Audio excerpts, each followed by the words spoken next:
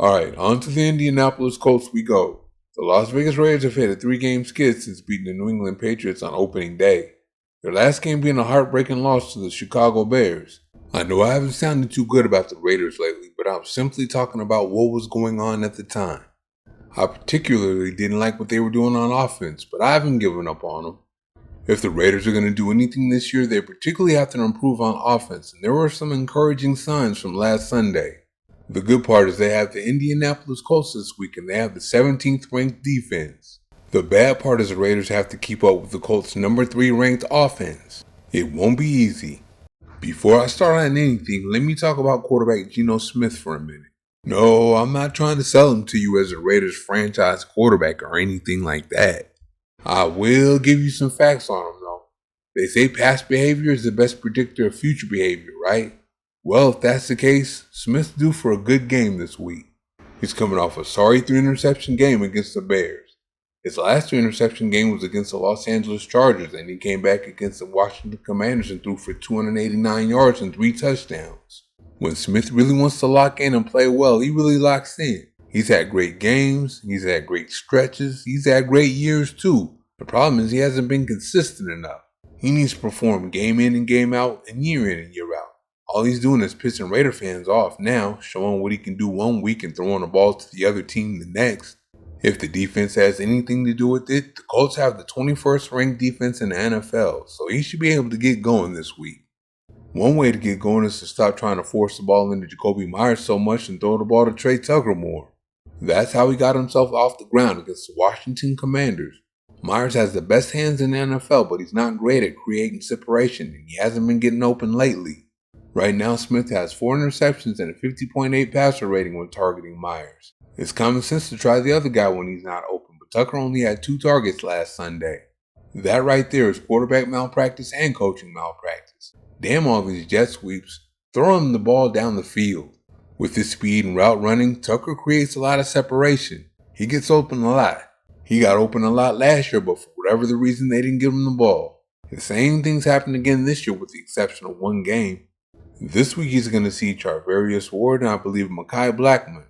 Xavier Howard tapped out and retired after sustaining a pectoral injury. Ward is feast or famine and Blackman is coming off the bench, so the Raiders should definitely challenge them. It all starts with the running game for the Raiders though. That's who they are at the core. They have to establish running back Ashton Jeanty in some way, shape, or form for this thing to work out.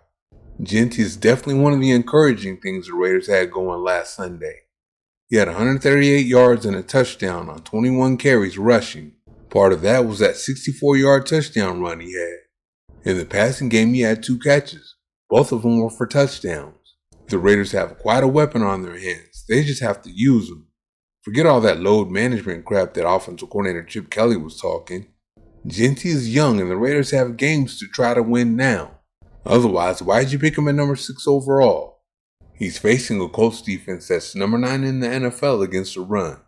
They're giving up 4.5 yards per carry in the process too. Here's the thing though. The Denver Broncos are the only team they play that can really run the ball. The Raiders gotta put Jeanty out there and see what the Colts can do with him. They gotta open holes for him to run through though, and my number one concern for that is center Jordan Meredith. The Raider running game did look better last Sunday, but it was in spite of, not because of him.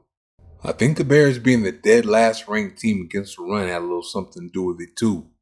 Even against the worst run defense in the NFL, the Raiders weren't good at the most important part of running the ball. Short yardage. It's good to have 100, 200, or whatever 100 yards rushing, but if you can't pick up a drive-sustaining first down on the 3rd and 4th or 1 or punch it in from the goal line, you can't win. Yeah, the Raiders are still having problems in that area, and Meredith is literally at the center of it. Last Sunday on the 3rd and 1, quarterback Geno Smith tried to run a quarterback sneak behind him, but he got blown right back into him and the conversion attempt failed. Then on the very next play, 4th down, Ashton Jeanty gets the ball and Meredith's man blows that play up. That can't keep happening.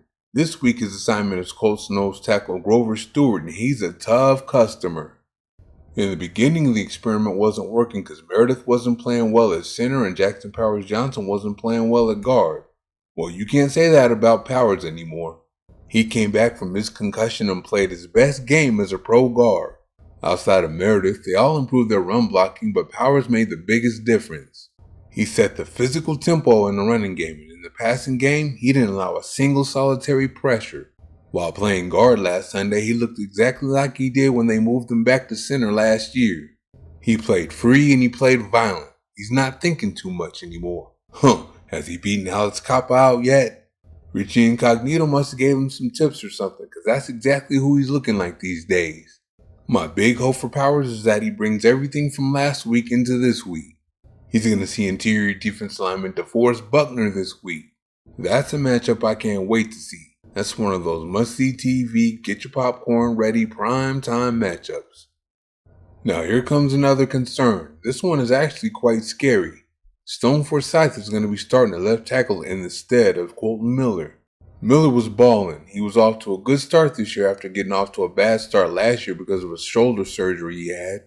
He has a hairline fracture in his ankle, so I'm just going to say he'll be out for the rest of the year. This is scary to me because 1, Colton Miller was a reliable blindside protector, and I don't know about this Forsythe kid.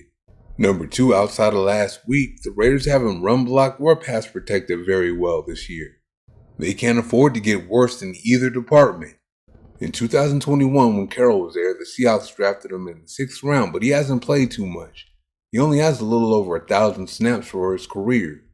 Miller gets somewhere around that per season when he's healthy, but he's not, and here the Raiders are stuck with Forsythe at left tackle. Carroll swears by him though. Well, he's supposed to. He drafted him. We'll see what that means though. I think the Raider defense is pretty good this year, but the offense needs to pick it up. They did have the Washington Commanders game, but even then, the offense was getting 3 and outed and kept sending them back on the field. They're showing signs of life now though. They have some encouraging things like Genty's game. Geno Smith usually follows a bad game with a good game.